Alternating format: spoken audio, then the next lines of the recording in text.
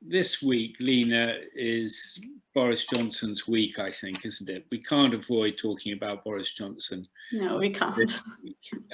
So I'm going to show you a picture of Boris Johnson. So here's a famous picture of Boris Johnson. He wasn't on his way to Brussels there. He didn't go to Brussels by zip wire. I think he would have loved to have gone to Brussels by zip wire, but it wasn't possible. He went by plane. And I think the first thing we see reminded of looking at this picture is that Boris Johnson is no Winston Churchill. Famously, Winston Churchill said of Russia, it's a riddle wrapped up in a mystery inside an enigma.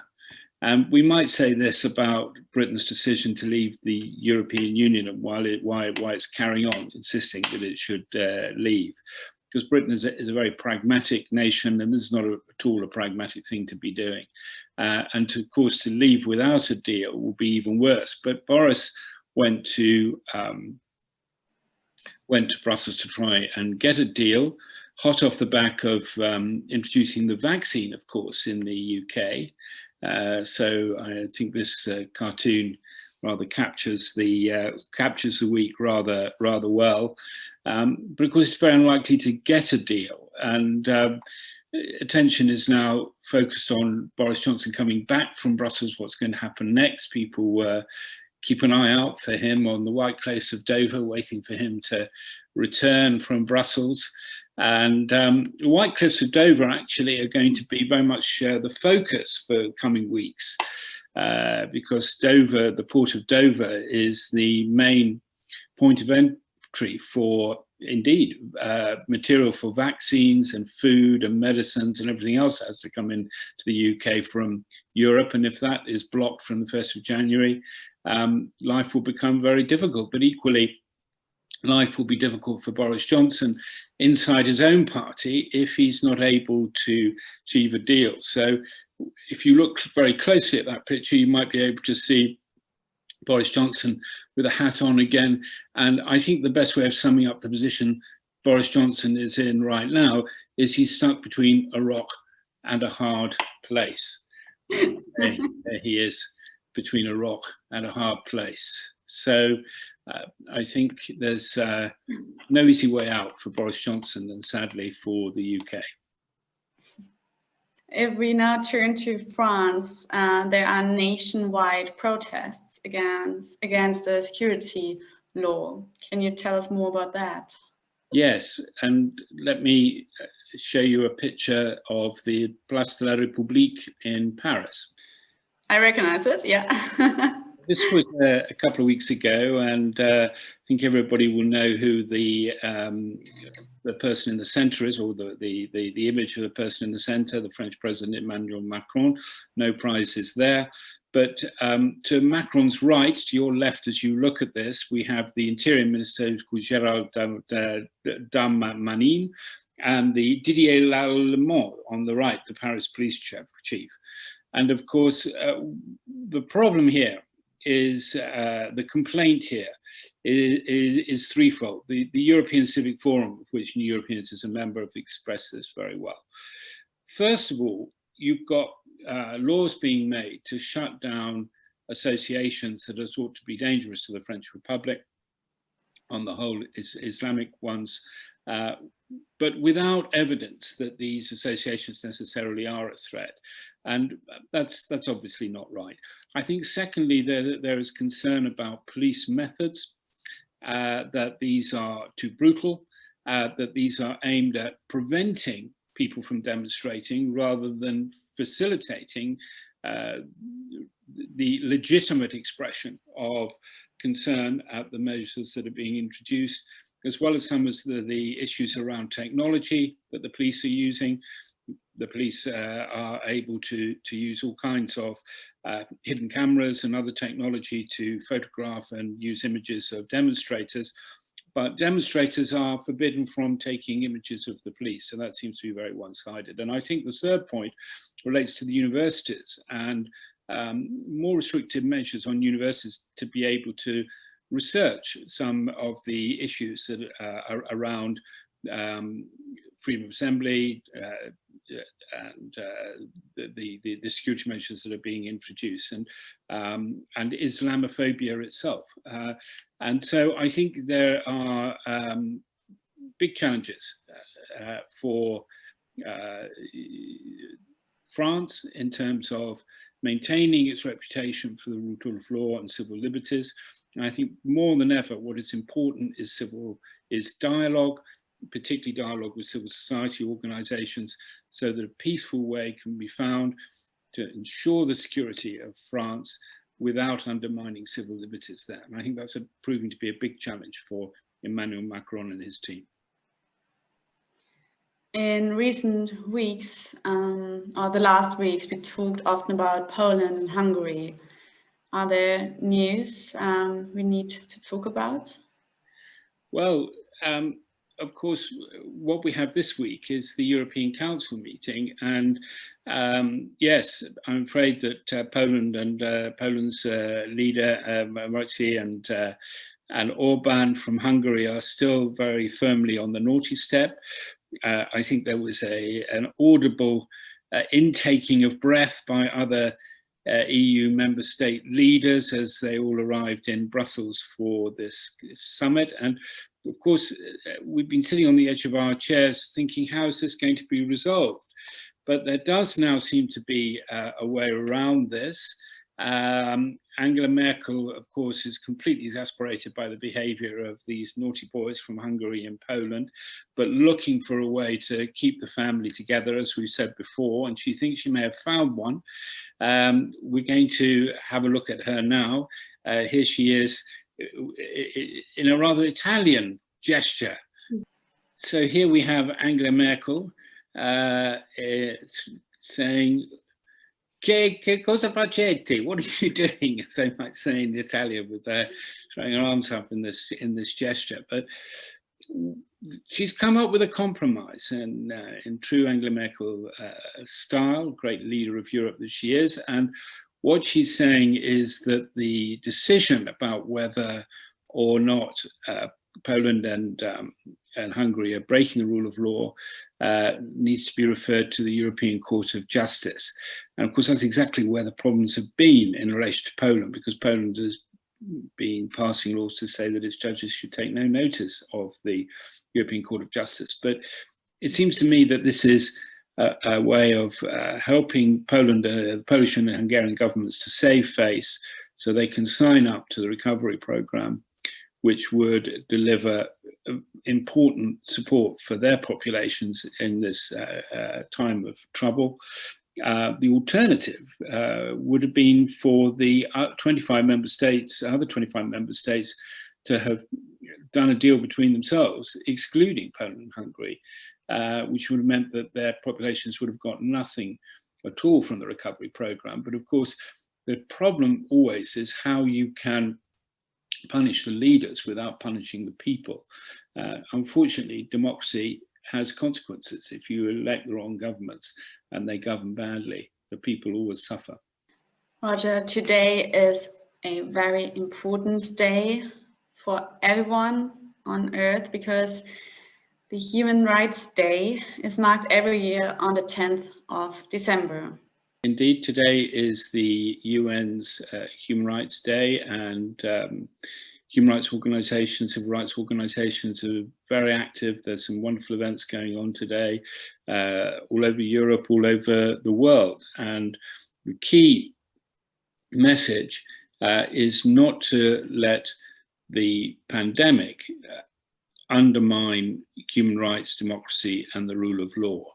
And of course, if you're an authoritarian right-wing leader, you like nothing more than a pandemic, because it allows you to introduce tough measures, restrictive measures on freedom of expression, or freedom of movement, or freedom of assembly. And of course, the fear is that while some of those measures may perhaps have some legitimacy for a limited period of time during the pandemic to protect public health, what happens then when the pandemic passes? Do those measures then come off, or do those restrictive measures remain in place? And so the message from the United Nations this Human Rights Day is for the world needs to recover from the pandemic, recover better.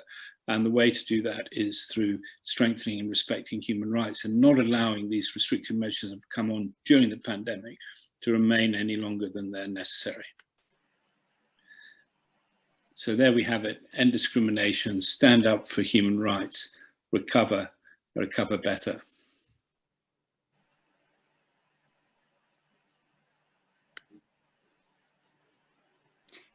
Okay, coming to our next aspect, as every week now, who is on the naughty step? Well, we really have a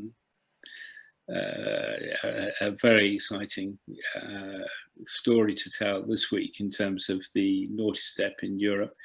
It is, of course, Karl-Heinz Grasser, the former finance minister of Austria. He was the youngest finance minister of Austria. Very dapper, very, very charming. The poster boy of the Austrian far right. And one of those people who looks as if he's probably good at absolutely everything, but unfortunately he's not very good at obeying the law. He may be one of those people who thinks there's one rule for him, one rule for everybody else. He's got lots of things that he's famous for, as well as being the youngest ever finance minister. He's not that young anymore, right? I think he's in his 50s now. He says this was 20 years ago. He was the youngest finance minister of Austria. Another thing that he's famous for is, I'll show you.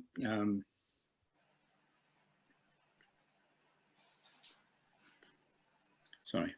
No worries. Is being married to Fiona. It's a lovely name. Fiona is the first name, and the second name is Swarovski, of the Swarovski family. So she is the heiress to the Swarovski fortunes, and you can see he's obviously was I don't know whether he still is, happily married to Fiona Swarovski. Of course, the name Fiona reminds one of another Fiona. And Shrek, and so I couldn't resist making that comparison. One might go back and forth between the two. And of course, now he's in a different position because, unfortunately, he was found out for a serious, very serious, really spectacular financial fraud that he was a part of, which involved giving inside information to property developers to allow them to purchase a block of apartments for nearly €1 billion, 961 million euros. And he got a payoff of 1%. So 1% of €1 billion is a nice healthy sum of money, some which apparently he had to carry across the border between Switzerland and Austria and Switzerland in a suitcase. So it sounds like a story from The Sound of Music, not Shrek. And you can see he's got that sort of naughty look on his face, really, hasn't he?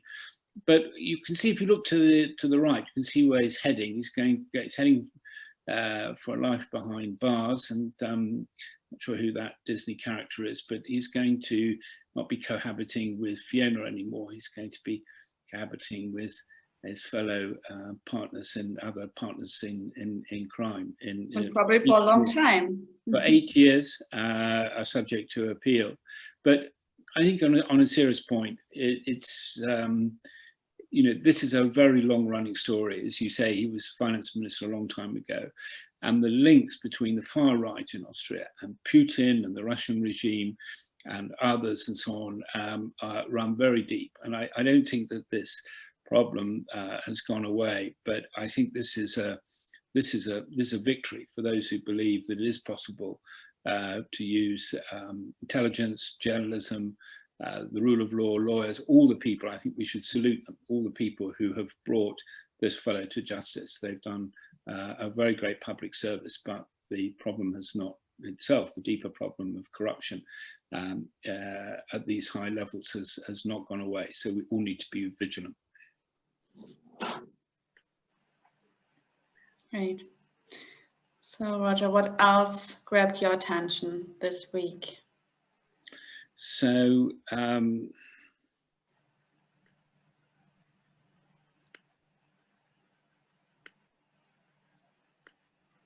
yeah. Okay, let me get back. Well, without your glasses. Yeah. Well, Lena, unfortunately, we're coming closer and closer to the day when the transition period between Britain and the EU ends at 11 p.m. Or British time, 10 p.m. Midnight in Brussels, 11 p.m. British time on the 31st of December. And I think this is one of the rare examples of a government, in this case the British government, proudly stripping rights from 66.5 million, the entire population, because there's no reason why the UK had to give up free movement just because Britain is leaving the European Union. It has control of its immigration policy. It could have chosen to retain free movement between Britain and the European Union, but it's chosen not to, of course, on the grounds saying that it has to be the interpreter of the so-called will of the people. And therefore, it has proudly announced the end of free movement. And this is a little bit of a spoof on this, but you'll have a look at this. I think they're going to feel particularly, the government's going to feel particularly proud of itself on the 1st of January for having achieved that. And to mark this day, New Europeans are organising a 12-hour Zoom presentation with individual testimonies to really bear testimony to this very sad day and this mass loss of rights. And just remind everybody of how important and how valuable free movement has been and indeed is. And a recent Eurobarometer survey for the European Union showed that 84% of European citizens in the EU believe that free movement has made a valuable contribution to the economy. So it's only in Britain, inside the Conservative Party in particular, where skepticism is rife about the value of free movement. So we have a 12-hour event where different organisations and individuals talk about what free movement meant for them, and then it will be abruptly cut off at midnight Brussels time, 11 p.m. in the UK on 31st of December, when sadly that connection represented by free movement will be lost, and we will replace those lovely stories and conversations about free movement with this. And who can take part in this event? So we are asking individuals to contact us at bureau, B-U-R-E-A-U, bureau@neweuropeans.net if they would like to take part. But the 12 hours will be broken up with different organisations taking responsibility for different parts of the show. But contact us at bureau@neweuropeans.net if you'd like to be involved, and we'll take it from there. Yeah, this sounds wonderful. Is there anything else that's coming up? Yeah, there's lots coming up still before Christmas. Still very, very crowded agenda for New Europeans over the next couple of weeks, right up towards Christmas. Next week, we are talking about the European Health Union again. Our proposal for a global summit on improving healthcare, and that will be part of the Citizens Take Over Europe coalition. There'll be a citizens' assembly on the 15th of December to look at our proposal for a European Health Union. So we're very excited about that. And this evening we have the third in our Quo Vadis, Belarus, Ukraine and Russia series, deliberately timed to take place on Human Rights Day. And it's also the day that the Magnitsky measures to target individual wrongdoers in Russia, Belarus, Ukraine and elsewhere, introduced by the European Union, come into effect. More information on our website at neweuropeans.net. Thank you very much, Roger, for this overview, and I'm looking forward to seeing you again next week. Thank you very much, Lena, and to everyone who's watching. See you next week.